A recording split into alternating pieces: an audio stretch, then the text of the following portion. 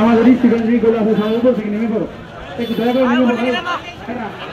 প্রায় 2 মাসের মতো আমরা আন্দোলনটা করে আছি। আমাদের আন্দোলনের মূল উদ্দেশ্য হলো আমাদের 6টা দাবি আমরা আমাদের কর্তৃপক্ষের কাছে পেশ করছি, কিন্তু আমাদের কোনো প্রদুত্তর আসে নাই আমাদের কাছে।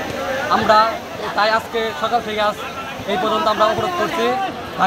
ঢাকা রাজপথে, ঢাকা মহাসড়কে আমরা অবরোধ করছি।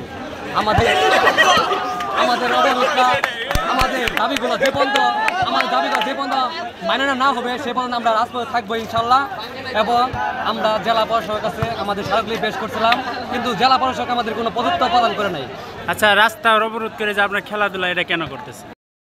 আমাদের যে 10ম গ্রেডের যে আমরা ইঞ্জিনিয়ার, ঠিক আছে, আমাদের যে একটা শক্ত অবস্থান, এগুলো আমরা রোধ করার জন্য, আমাদের দাবিগুলা যৌক্তিক, এগুলো আমরা আদায় করার জন্য এই সড়ক কর্মসূচি অবস্থান করেছি। ইভেন আমাদের যতক্ষণ পর্যন্ত দাবি দেওয়া না মানা হবে, আমরা ফুটবল, ক্রিকেট থেকে শুরু করে যা আছে আমরা রাজপথ আমরা ছাড়বো না। কথা একটাই, আমরা রাজপথ ছাড়বো না।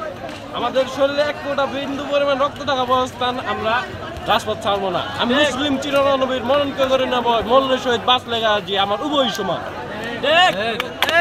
আমরা শেরপুর সরকারি পলিটেকনিক ইনস্টিটিউট, এই শেরপুর ঢাকা মহাসড়কে সকাল থেকে আমরা দাবির জন্য এখানে আন্দোলন করছি। আমাদের দাবি এখন পর্যন্ত কোনোটাই পূরণ করা হয়নি।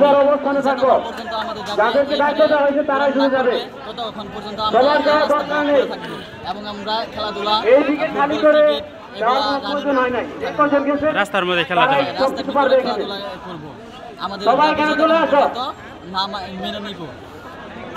আমরা 2 মাস যাবত আমাদের দাবি আদায়ের জন্য কর্মসূচি পালন করে যাচ্ছি, কিন্তু সরকার আমাদের এখনো কোনো আশ্বাস দেয়নি। এই জন্য আমরা জেলা প্রশাসকের কাছেও গিয়েছিলাম, কিন্তু তিনি আমাদের কোনো উত্তর দেয়নি। সেই জন্য আজকে আমরা অবরোধ করছি। আমাদের যতক্ষণ আমাদের দাবি মানা হবে ততক্ষণ পর্যন্ত আমরা আমাদের আন্দোলন চালিয়ে যাব। দাবিগুলো ডিসি মহোদয়ের কাছে পেশ করেছিলাম।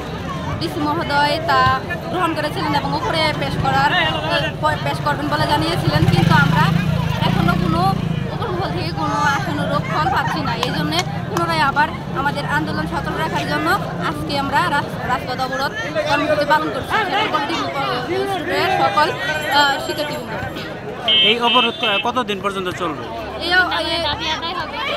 যতদিন পর্যন্ত আমাদের 6 দফা দাবিগুলো মেনে না নেবে সরকারের কর্তৃপক্ষ যিনি আছেন, তিনি আমাদের দাবিগুলোর যথানুরূপ বাস্তবায়নের যে পদক্ষেপগুলো গ্রহণ করবেন, ততদিন পর্যন্ত আমরা এই দাবি সচল থাকবে এবং আমরা রাজপথে চলমান থাকবো।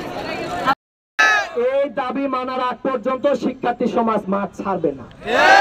আমরাও স্যারদেরকে বলে দিলাম, আপনারা আপনাদের পদক্ষেপ নিয়েছেন, এজন্য আমরা খুবই সুন্দরভাবে সম্মাননার সাথে আপনাদের মতামতকে সাধুবাদ জানাই। আমরা অপেক্ষা করব এবং অপেক্ষার সাথে আমাদের মাঠের যে কর্মসূচি আমরা পালন করে যাব, এবং সেটা শান্তি শৃঙ্খল ভাবে, কখনোই সহিংসতায় যাব না, অবরোধে যাব না, কোনো তৃতীয় পক্ষের উস্কানিতে কালো হাতের ইন্ধনে নিজেদেরকে গা বাসাবো না। আমরা শান্তি শৃঙ্খল ভাবে অবস্থান করব। আমাদের ফলাফল আসলে সুন্দরভাবে ড্রেস পরে ক্লাসে চলে যাব। আমাদের কাজ শেষ। এখন আমাদের কেন্দ্রীয়ভাবে নির্দেশনা অনুযায়ী পরবর্তী কর্মসূচির ডেট এবং সময় জানানো হবে। এখন আমাদের মাঝে কিছু কথা বলবেন আমাদের দাবিগুলো নিয়ে।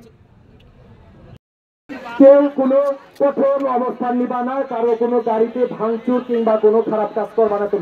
তোমরা শান্তি শৃঙ্খল ভাবে অবস্থান করবে। শুধুমাত্র রাষ্ট্রের চাকাকে আমরা সামান্য সময়ের জন্য থমকে দিতে চাই। রাষ্ট্রের চাকাকে থমকে দিতে চাই, রাষ্ট্রকে আমাদের দিকে অগ্রসর করতে চাই।